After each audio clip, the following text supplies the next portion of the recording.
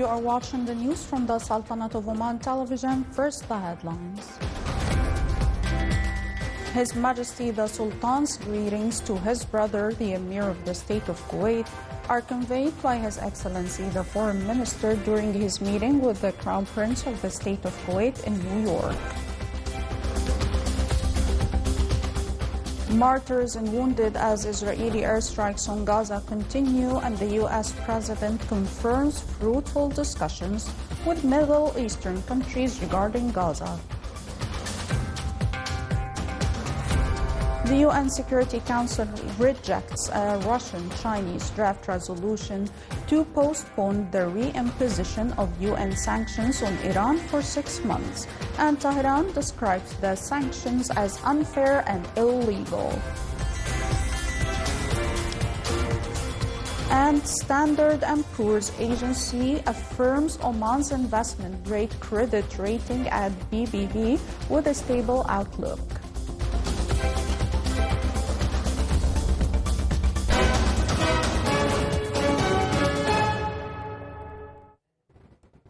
Those were the headlines. Now for the news in detail.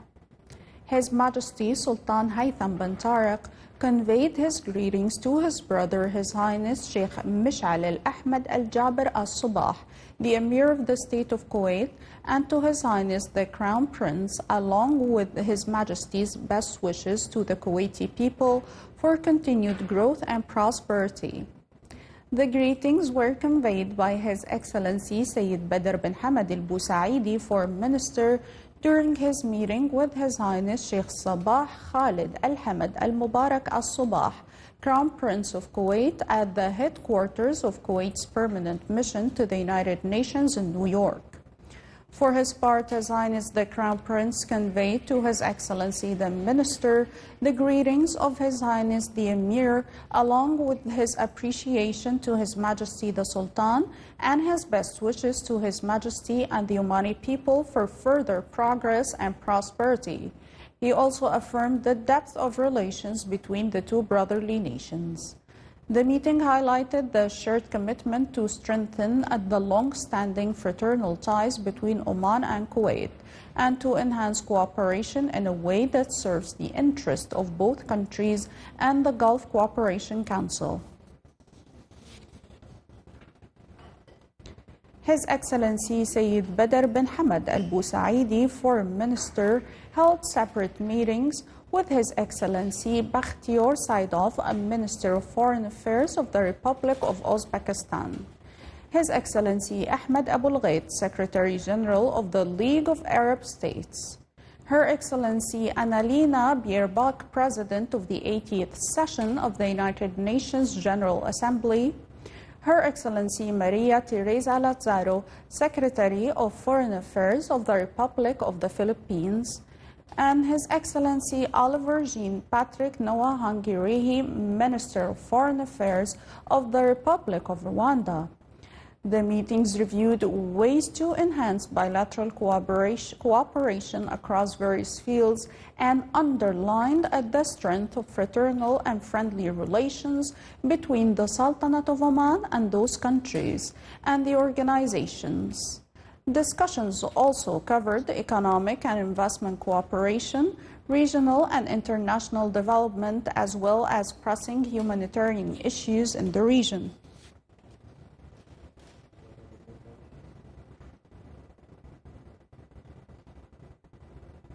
The Sultanate of Oman, in cooperation with a number of international partners, hosted a high-level side event titled One Vision, One Future, Mobilizing Global Action Against Non-Communicable Diseases for Future Generations. The event was held at the United Nations headquarters in New York on the sidelines of the 80th session of the UN General Assembly. The event focused on enhancing global political commitments to combat NCDs, showcasing successful international policies and experiences in areas of policy, financing, and prevention, alongside launching multi-sectoral partnerships encompassing health, education, finance, agriculture, and technology. This event aimed to reinvigorate global activity and translate political promises into tangible reality, focusing on impactful success stories and leveraging them. It resulted in a set of practical recommendations and policies and a 12 to 24-month follow-up plan designed to accelerate progress towards achieving the Sustainable Development Goals, particularly the target of reducing premature mortalities from NSAIDs by 1/3 by 2030. More than 20 Palestinians have been killed and dozens injured since dawn today as a result of Israeli airstrikes targeting large areas in the Gaza Strip. The Palestinian Ministry of Health stated that 9 Palestinians were killed and others were injured when Israeli airstrikes targeted a house in the Nusayrat refugee camp in central Gaza Strip. 4 Palestinians were also killed in a house attack in a Shati refugee camp in western Gaza. 5 mortars were pulled from the rubble of the house that was targeted east of the city, while 13 people remain under the rubble. Al-Aqsa Martyrs Hospital also announced the arrival of at least 3 martyrs and a number of wounded as a result of the Israeli occupation bombing of the house in the town of Zuwaida in the central Gaza Strip. U.S. President Donald Trump confirmed that his country is holding intensive and fruitful discussions with countries in the Middle East regarding Gaza. Trump said that negotiations have been ongoing for 4 days and will continue as long as necessary to reach a successful agreement. The U.S. president noted that all countries in the region are participating and that Hamas and Israel are aware of these discussions. U.S. President stressed the need to stop the war and to achieve lasting peace.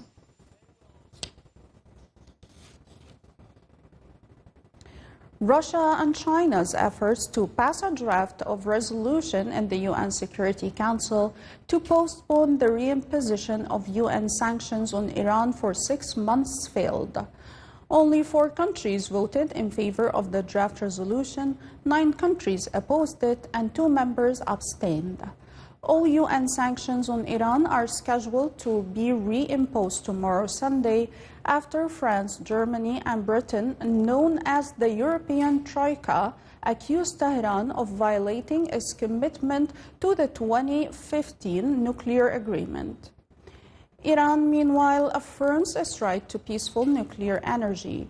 The sanctions expected to be reimposed include asset freezes, arms embargoes, and cargo inspections.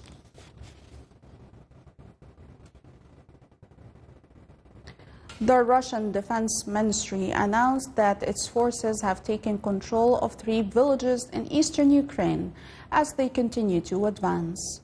The ministry said in a statement that the villages of Herdrylov, Maisky, and the Donetsk region, and Stepov in the neighboring Dnipropetrovsk region were seized. Meanwhile, drones launched by Ukrainian forces damaged an oil pumping station in Russia's Chuvashia region on Volga River, causing only limited damage, according to the region's governor.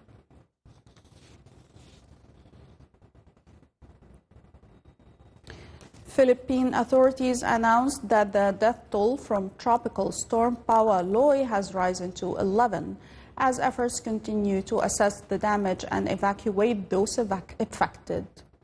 The storm struck small islands in central Philippines yesterday, bringing down trees and power poles, ripping off roofs from homes, and causing flooding that forced the evacuation of approximately 400,000 people.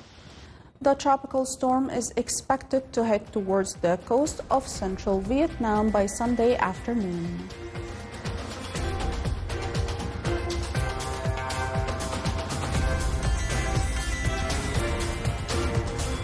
Still to come on News Bulletin. Al-Jabal Akhdar and As-Sarin in Oman added to UNESCO's Man and the Biosphere program.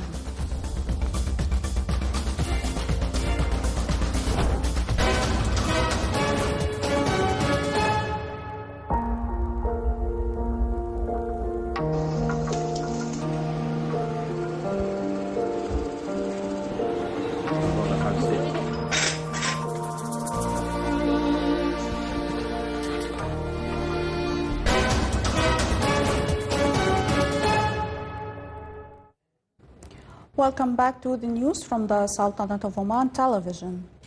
Standard & Poor's has affirmed the Sultanate of Oman's credit rating at investment grade BBB- with a stable outlook. The agency highlighted the government's commitment to fiscal measures and its ability to maintain economic stability despite oil price fluctuations. According to the report, the rating reflects continued efforts to consolidate public finances and drive economic diversification, which have strengthened the economy and attracted foreign investment.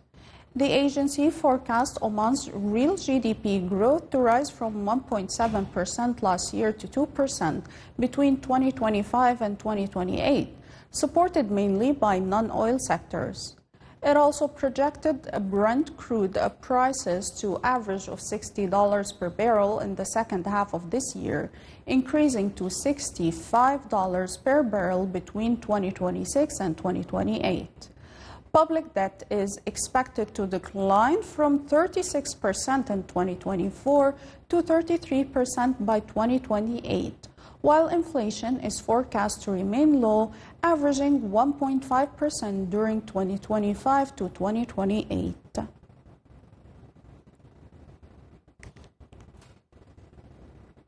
Muscat Stock Exchange recorded an exceptional performance this year, with trading volumes surging more than 150% and daily averages reaching the highest levels of 2025. The positive momentum comes as regulators move to boost liquidity and prepare new listings. More details coming up.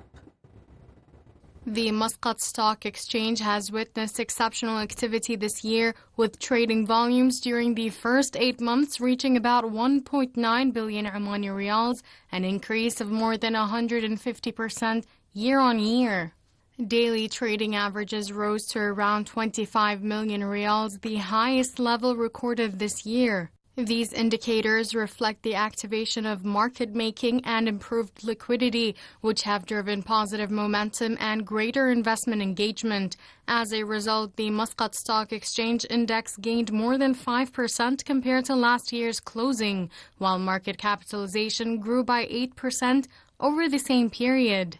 Last week alone, trading value jumped by 58% to exceed 126 million riyals, supported by individual investor demand and higher purchases from local funds and investment institutions. However, a decline in leading stocks pushed market capitalization down to 30.125 billion riyals. Meanwhile, the Capital Market Authority is working to strengthen the role of licensed securities firms, particularly brokerage services, while also introducing new financial instruments. These measures, along with upcoming listing of companies owned by the Oman Investment Authority next year, aim to further support and develop the Muscat Stock Exchange in the period ahead.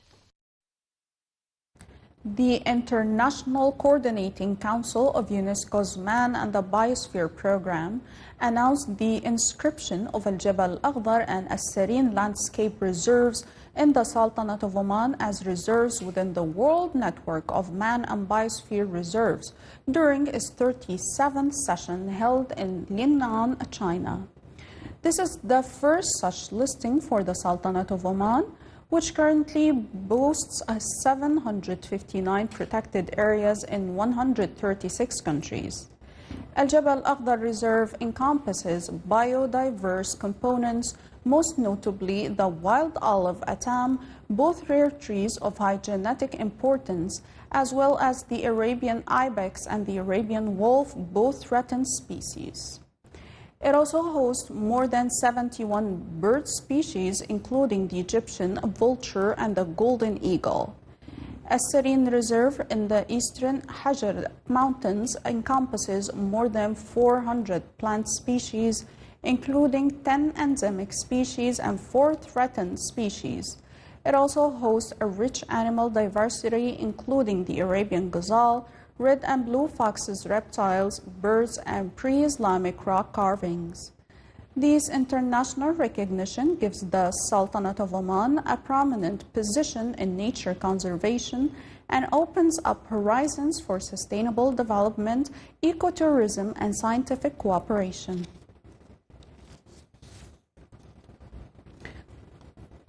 Omani Water Association in Al-Wusta Governorate organized a two-day symposium titled Water Resources in Al-Wusta Governorate and the Importance of Utilizing Associated Water Investment Opportunities and Challenges.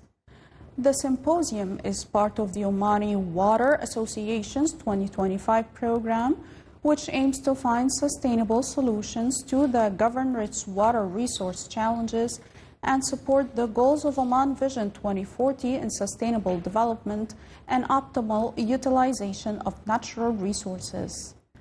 It reviews the latest technologies for treating and reusing associated water from oil and gas. It also discusses investment opportunities related to this field and the accompanying technical and environmental challenges.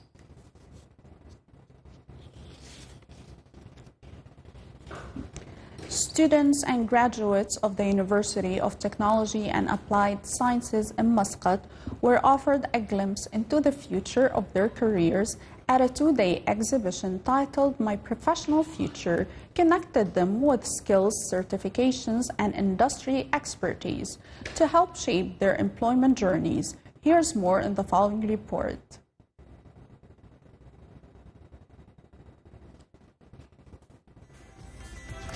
Thank you. This is the Sultanate of Oman television. Before we end tonight's news bulletin, here are the main points once again. His Majesty the Sultan's greetings to his brother, the Emir of the State of Kuwait, are conveyed by His Excellency the Foreign Minister during his meeting with the Crown Prince of the State of Kuwait in New York. Martyrs and wounded as Israeli airstrikes on Gaza continue, and the U.S. President confirms fruitful discussions with Middle Eastern countries regarding Gaza.